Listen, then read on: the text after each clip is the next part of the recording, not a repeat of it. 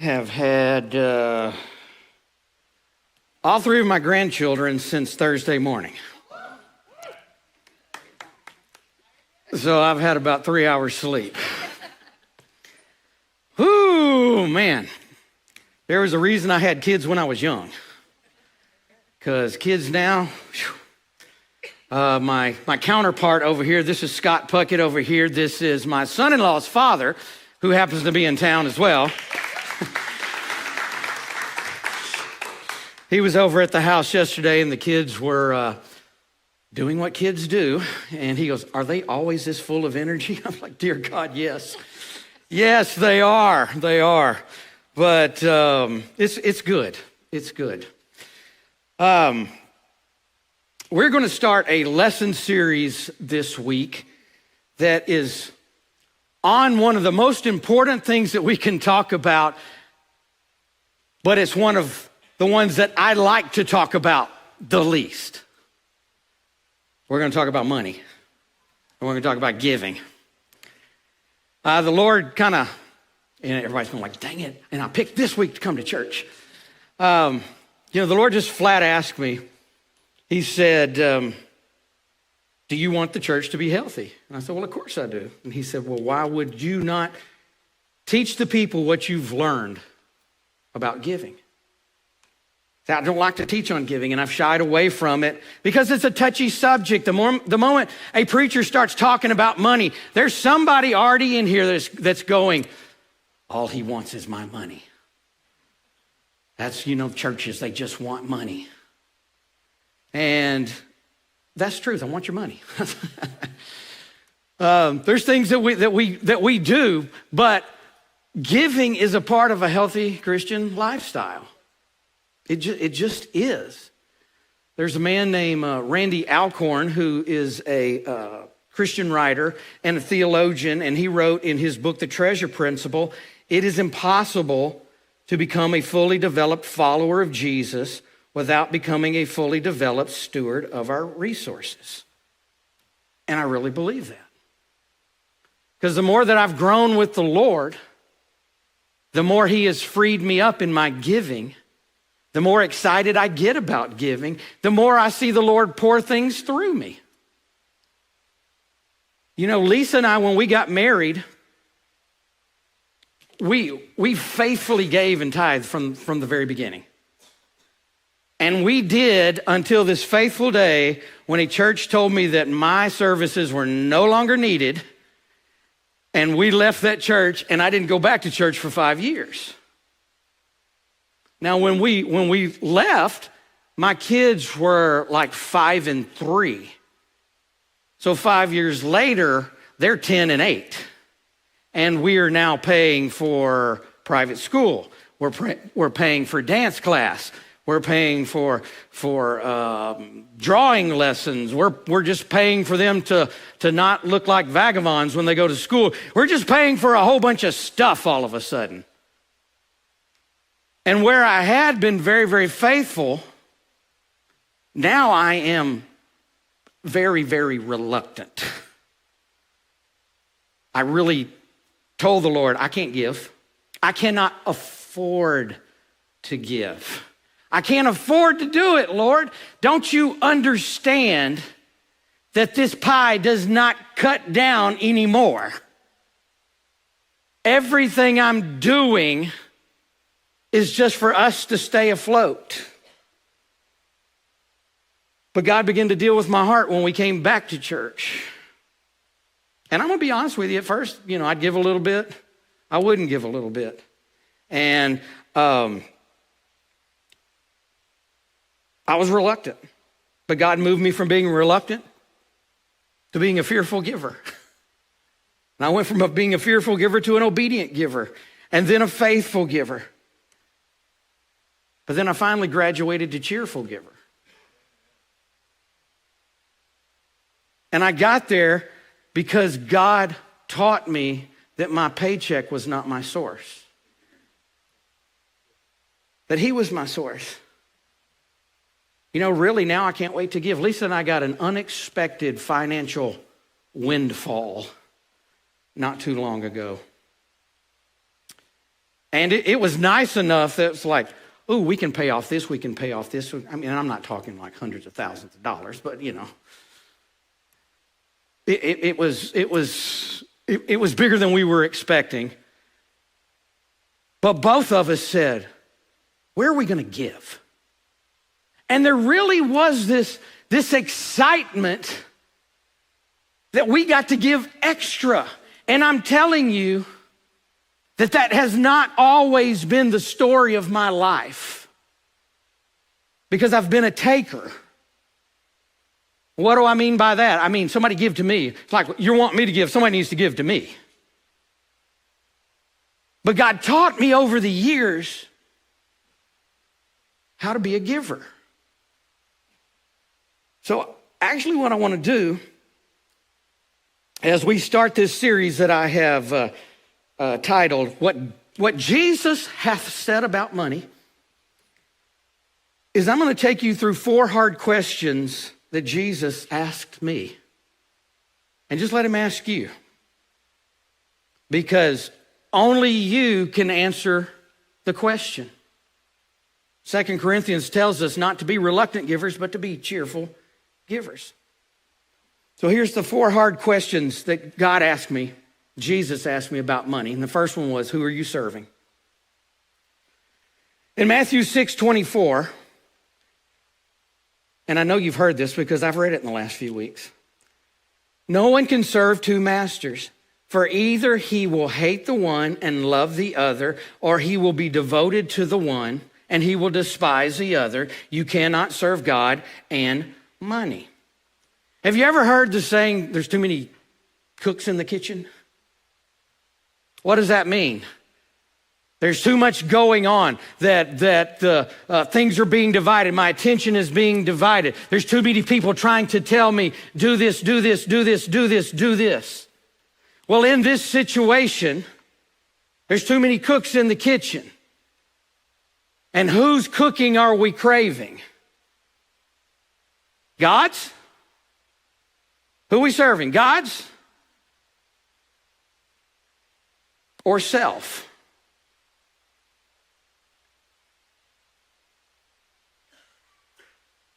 You can only eat from one source. We don't always think it's selfishness when we indulge ourselves. But let's be honest. There are just certain things that we do sometimes and we go, I need this, I should do this, I want this. But have we ever stopped and asked God what he wanted?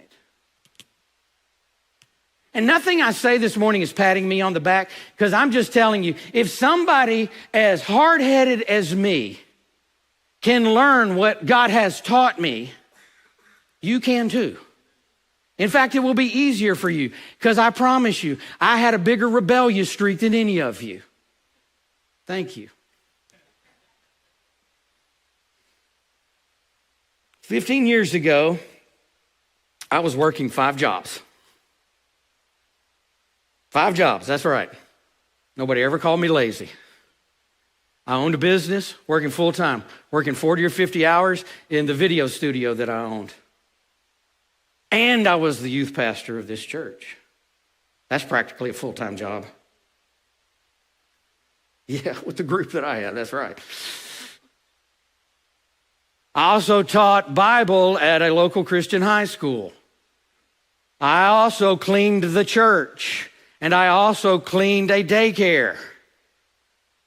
I was easily working 80 hours a week. But I was terrified of being without. Now, it was easy to say, well, you know, I'm a dad, I'll do whatever I have to do to take care of my family. And that sounds good, right? That sounds good. That sounds like a smart thing to say until God shows you how dumb you are. And he and I have that conversation a lot. I lived in a fear of lack, but at the same time, I was tired and overworked. I loved God, but the truth was I didn't trust him. And the proof that I didn't trust him was my sporadic, reluctant giving. And I'm cleaning the daycare. One Saturday morning, I'd get up early and I'd go up there and I would clean it. We had to clean it 5 days a week. And I'm just cleaning away. And it's not like I had a bad attitude about it. I didn't. You know, sometimes you can have a great attitude about something but still be doing the wrong thing. And I'm just cleaning, I'm mopping, I'm wiping up, you know, the little chairs, and I'm actually praying over the little kid, the little butt that will sit right there in that chair. And I'm just praying over them. And I think I'm doing well. And the Lord said, "You're giving me a Cain offering." I said, "What? I don't get thee behind me, Satan. What are you talking about? I'm giving you a Cain offering." He said, "Well, first of all, you're not giving me your first fruit. Secondly, you're giving me the works of your hands. And then third, you're jealous when someone else prospers." Sounds like Cain, doesn't it? Only gave because his brother did. And he brought the works of his hand and got mad when his brother prospered and he didn't. Thankfully, nobody was close to me. I didn't kill anybody that morning. So what was the Lord saying? I had to make some steps. I had to do some things. We had been sporadic givers up until that time. I'd been a reluctant giver up until that time. But the Lord specifically told me to let go of the cleaning jobs. And because I trust the Lord so much, I didn't do it right at first. So one of the jobs gave up on me. And I knew that was the Lord. So I gave up the other cleaning job. And that, you know, my heart is just like, because that was about $800 a month I was giving up. But he didn't let me stop there. You would think that was enough, right? You ever go, "Lord, I'll do whatever you want me to do." And he tells you what he wants you to do. And you go, "Accept that, Lord." That can't be God. Because he didn't just tell me to give this up. He said, "I want you to start giving regularly. And I want you to take a day off a week from your business and spend it at the church." Which was also a pay deduction because I had a business partner and it had to be equitable. So now I was terrified about money, but sometimes the only way that we can get free from things is to face the fears, right? And I did what the Lord said. I did it, but I did it reluctantly. I was a fearful giver. But for the first time in about 10 years, I was actually a giver. And you know that's only the beginning, right? So the second thing, he'll give you a little bit of space to kind of, and you realize things aren't falling apart like you thought it was going to. Okay, maybe we can actually live like this. And then the Lord will go and ask you another question. The second question he asked me was, "Where's your heart?" The first was, "Who do you serve?" Second was, "Where's your heart?" Luke 12:32. "Fear not, little flock, for it is your Father's good pleasure to give you the kingdom." Now that sounds good, doesn't it? He starts off with saying, "Fear not." How many of us deal with our finances and we deal with it in fear? And the first thing he said was, "Fear not. It is God's good pleasure to give you the kingdom." Man, you could get some Pentecostals shouting about that. Whoa! His good pleasure to give me the kingdom. And the very next word is, "Sell your possessions."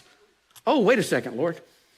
No, I just want the good things of the kingdom. Not selling anything. What are you talking about, God? "Sell your possessions and give to the needy. Provide yourself with money bags that do not grow old, with a treasure in the heavens that does not fail, where no thief approaches and no moth destroys.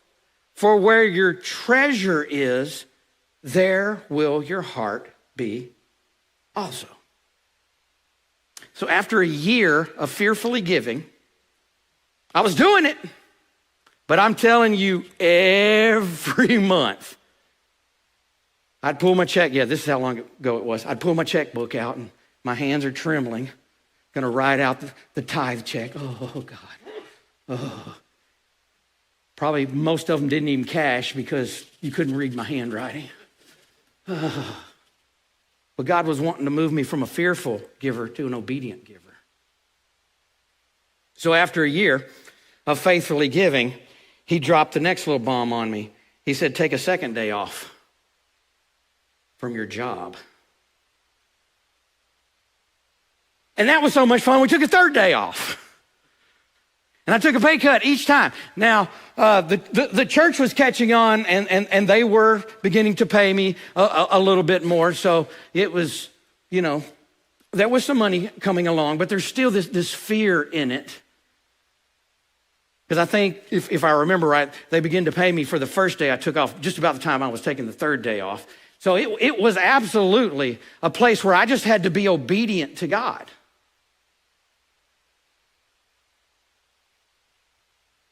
And then he gets really sassy. And he starts dealing with me about leaving my business altogether. And what he was doing was showing me where my treasure actually was. Because my treasure was still in my business. Because all of this time, even though I had taken days off, even though I had taken pay cuts, there was always this thing in the back of my mind, I can always go back. Sound like the Israelites? Let's go back to Egypt.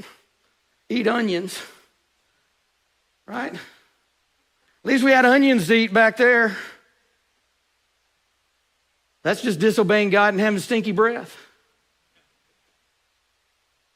So he starts dealing with me about leaving, just walking away from my business. And I'm like, Lord, your word up here says sell your possessions. I didn't even get to sell it. He said walk away from it. And once again, because I am so quick to obey God, it took me about a year to get there. I was talking about it the whole time. I'm telling my business partner, man, one of these days I'm walking out of here and I'm going back into full-time ministry one of these days. As long as it's one of these days, we can just keep pushing it out there, right? But God was really trying to move me from that fearful giver to that obedient giver. It was the wrong time to do it. It was always the wrong time to do it. It was the beginning of 2012. I had told my business partner, January 2012, when we finish this project right here, I'm gone. Okay. And I just kept coming back. I just kept showing up. Why? Well, because I had a daughter who was about to graduate high school. She was going to go to college.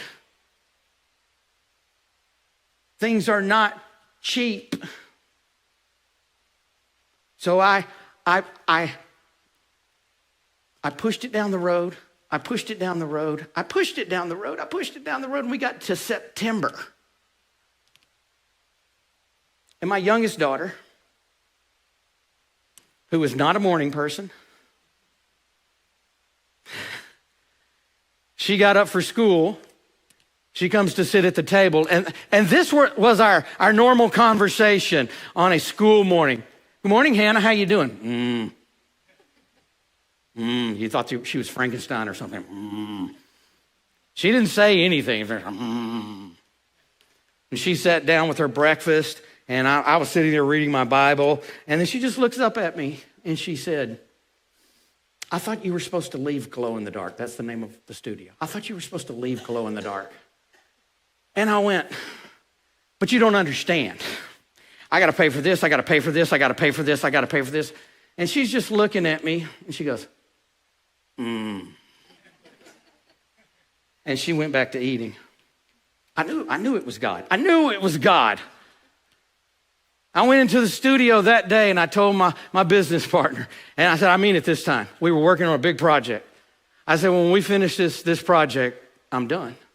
And 2 weeks later, I walked out the door. And I got in my car, and I started leaving, and the Lord said, I'm so pleased with your obedience. He said, I could not show you that you were living under a spirit of poverty until you were obedient. So where's your treasure? If God told you to sell your possessions and give it to the needy, could you do it in obedience? Believing obedience is the key to the Father giving you the kingdom. Anybody mad at me yet?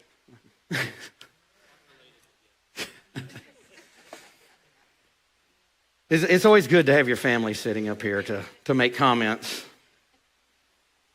My grandchildren are here. At least Isla is not sitting up here. My oldest granddaughter, the last time she was here, she was sitting up here with her Uncle Chase. And I was getting down to the end and I said, and I'll finish with this. And she went, thank God.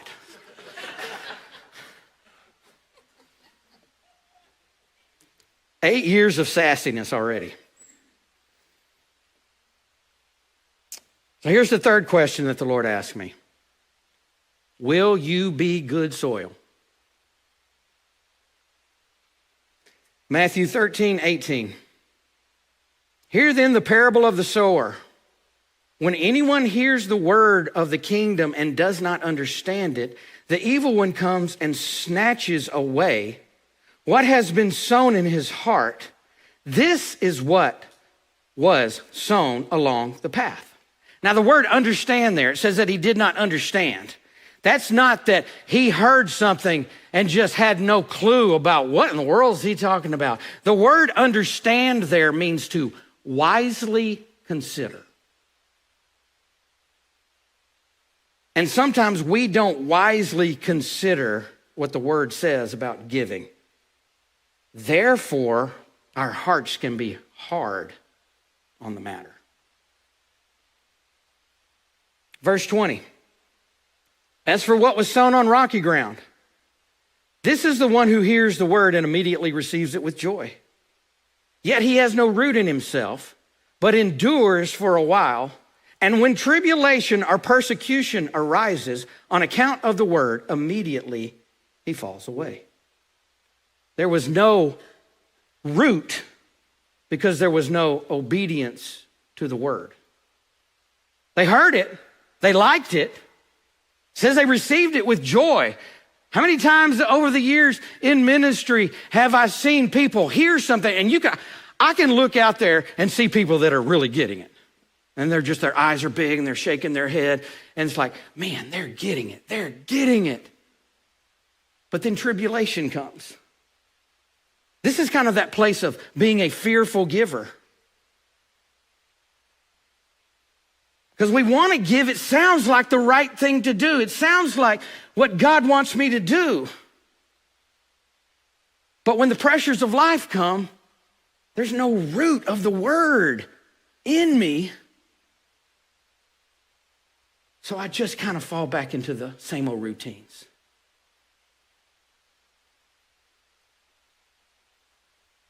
Verse 22. As for what was sown among thorns, this is the one who hears the word, but the cares of the world and the deceitfulness of riches choke out the word, and it proves unfruitful. This is where obedience really becomes faithfulness. Because there's always going to be thorny things around us trying to choke out the truth of the word. We've got the root in us. When we get to this place, we've been an obedient giver. We've put some roots into the ground. But even obedience has to have faith mixed with it. Because if we're just obedient without faith, it can become legalistic.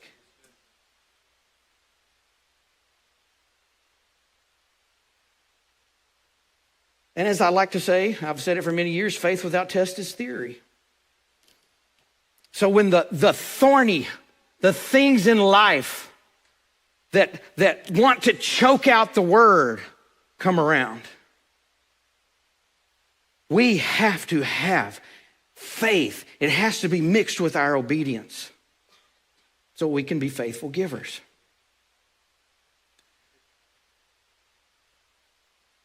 A a couple of weeks after I had left my business, the Lord gave me a dream. Now, I'm not the big dreamer in the family. Lisa's, when I'm talking about a sleep dream, I can dream all day long. But I got lots of vision. I can talk about a lot of things. But I'm talking about being asleep and dreaming something from God. Now, Lisa, she wakes up all the time going, let me tell you about my dream. And it's like, go away, Daniel. I don't want to hear about it. But I had this dream. And me and the girls were in the house. Lisa was in the house. And there was a tornado coming.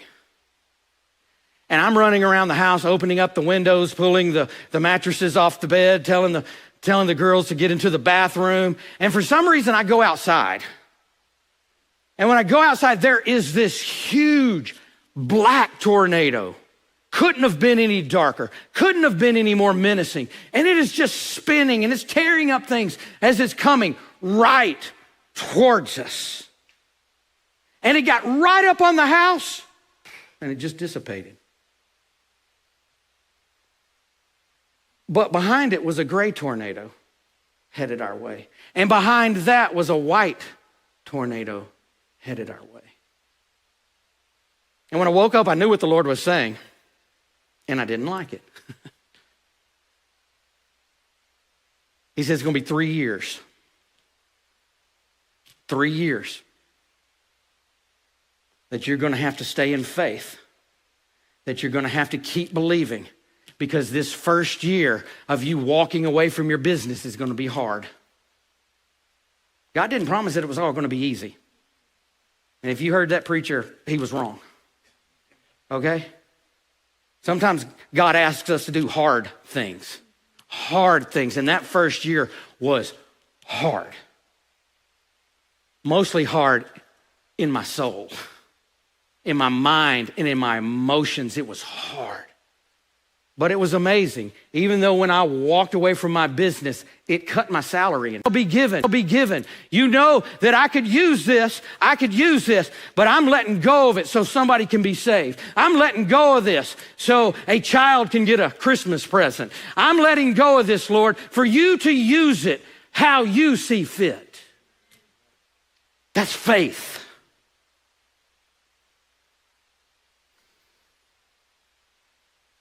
And just remember, God never does anything to harm us, but to set us free and to teach us faith. So that first year was hard. That second year wasn't quite as hard. And that third year, it was nothing. We just got into this rhythm with the Lord. Verse 23, as for what was sown on good soil, this is the one who hears the word and understands it. He has wisely considered it. He indeed bears fruit and yields, in one case 100-fold, in another 60, and in another 30.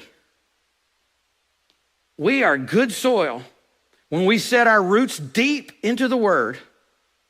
We don't let the cares of life keep us from being obedient givers, and we're full of faith. Then we begin to bear fruit for the kingdom. And here's the fourth thing. The Lord asked me, can you be trusted with true riches? Now remember, I've moved from a fearful giver. So anybody in here that's struggling with giving, I've been right where you are. I have lived it. I was reluctant. I give a little bit here and a little bit there. But I moved into a fearful giver, but it was a consistent giver. Then God moved me to an obedient giver. Then a faithful giver. And the last thing that he did was he moved us to cheerful givers. Luke 16:10 says, one who is faithful in a very little is also faithful in much. And one who is dishonest in a very little is also dishonest in much. Now this, okay, put your seatbelt on, okay? This is going to feel like James wrote this one. If then you have not been faithful in the unrighteous wealth, who will entrust you with true riches? If we're not faithful with what God puts in our hands, money, he said, if you can't even be faithful with this unrighteous wealth, this unrighteous stuff, why would I pour kingdom things into your life? Because you can't be trusted with it. And that's not being ugly, but God uses his resources well.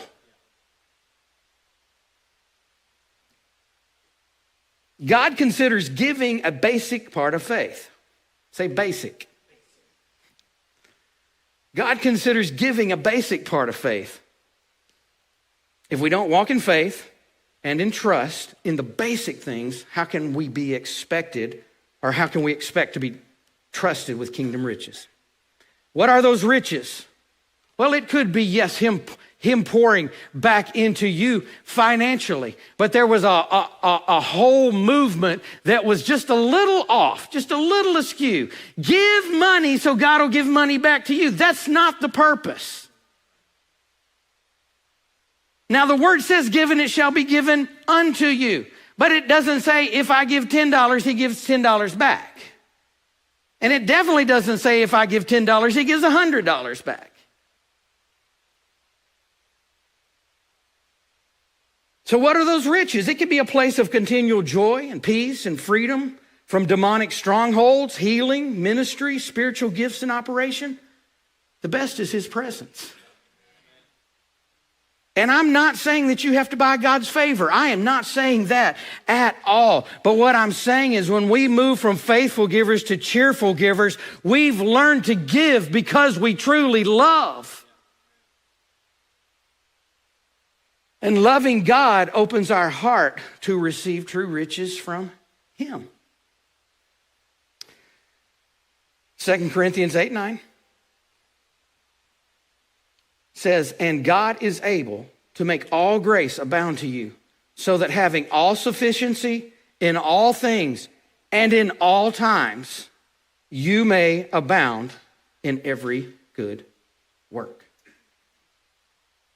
When we love God and we cheerfully give, he will make sure that we have enough to give to every good work. Even if the good work is your next car. I mean, let's be honest, we got needs, right? God does not ask us to overlook our needs, but he asks us to put our needs behind what he's asking us to do.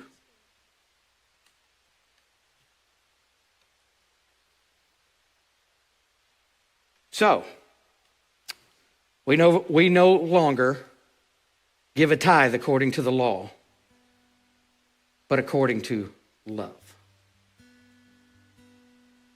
We offer God a cheerful offering, a cheerful gift because of love. You ever been to the doctor and he or she kind of pokes or prods a little bit and you go, oh, that hurts. Now, there's only two reasons why it would hurt. Number one, because the doctor poked too hard. I hope I have not poked too hard this morning. But generally, what's going on is there is something wrong. And the doctor has just found what was wrong. Oh, it's right there. So I'm just going to look everybody in the eye, tell you I love you. But if anything I've said this morning felt like you've been poked and you went, oh, you may need the great physician to step in. Okay? Freely we've received, so freely we give.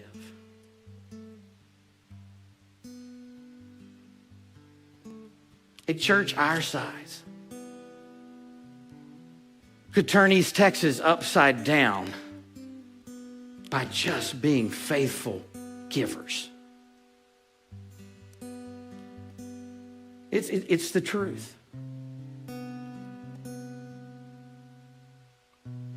So where are you on your giving journey? Hard soil, not wisely considering God's word, on giving. Rocky soil, who gives in to fear. There's no root of obedience in them when things get hard. Soil full of thorns. You've heard the word, but you stumble in faithfulness. Or how about good soil, ready to give cheerfully and bring a harvest in for the kingdom? Will you stand up?